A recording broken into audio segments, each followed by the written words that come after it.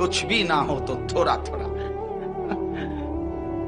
তো তিনি বলতেন, শেখুল হাদিস আল্লামা আজিজুল হক রাহমাতুল্লাহ আলাইহি, উনি বলতেন যে নবীজি যে বলছে আল উলামা ওয়ারাসাতুল আম্বিয়া, উলামায়ে কেরাম নবীর গণের ওয়ারিস।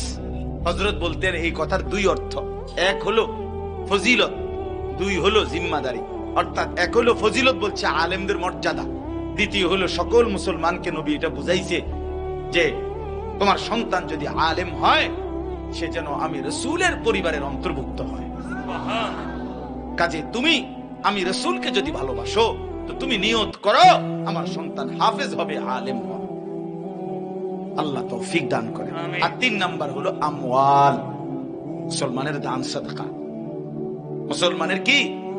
মাল, মাল দান সাদাকা।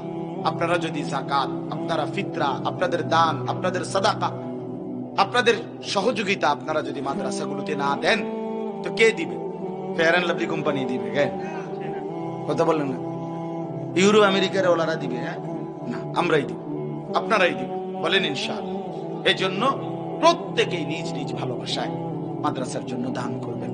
আল্লাহ তাআলা আপনাদেরকে তৌফিক দান করেন। আল্লাহ তাআলা এই মাদ্রাসা কবুল করে নেন। যুবক ভাই, তোমরা রাগ করো না, এখান থেকে উঠা আজকে কমপক্ষে এখনই নিয়ত করো যে এশার নামাজ পড়বা। ভাই আমার, নিজেরে বরবাদ করে দিও না, নিজেরে নষ্ট করে দিও না। আল্লাহ তাআলা প্রত্যেকটা ছেলেকে নামাজি হিসাবে কবুল করে নেন। আল্লাহ তাআলা আমাদেরকে তৌফিক দান করেন। আমার ছোট্ট মাদ্রাসা ময়নামতি সাহেবের বাজার মাদ্রাসায় আশরাফুল উলুম, এ কালকে শনিবারের পরের শনিবার, প্রতি মাসের দ্বিতীয় শনিবার মাসিক ইসলাহি মাহফিল হয়। সকাল 10টা থেকে 12:30 মা বোনদের জন্য বয়ান হয়। আসর থেকে এশা পুরুষদের জন্য বয়ান হয়। প্রত্যেক মাসে আসর থেকে মাগরিব আমাদের আল্লামা মুফতি আমজাদ হুসাইন সাহেব, আপনাদের মুরাদনগর মাদ্রাসার মুহতামিম সাহেব, উনি বয়ান করেন। মাগরিবের পরে আমার শায়েখ আল্লামা মুফতি মুশতাকুর নবী সাহেব এবং আমরাও কিছু কথা বলবো। আপনাদের যদি সুযোগ হয় আমার মাদ্রাসায় ময়নামতি ক্যান্টনমেন্টের আগে সাহেবের বাজার যাইয়েন। আল্লাহ তাআলা তৌফিক দান করেন।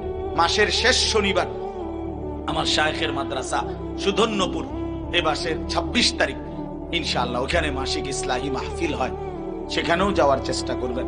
মুরাদনগর মাদ্রাসায় খুব সম্ভব 18 তারিখ প্রতি মাসের মনে হয় ইসলাহি মাহফিল হয়, আপনারা যাবেন। মার্কাজের মধ্যে সব গুজারি করবেন, দাওয়াত ও তাবলীগের মেহনতের সাথে জুড়ে থাকবেন, উলামায়ে কেরামের সাথে সম্পর্ক রাখবেন। কোন অবস্থাতেই আল্লাহর দ্বীনের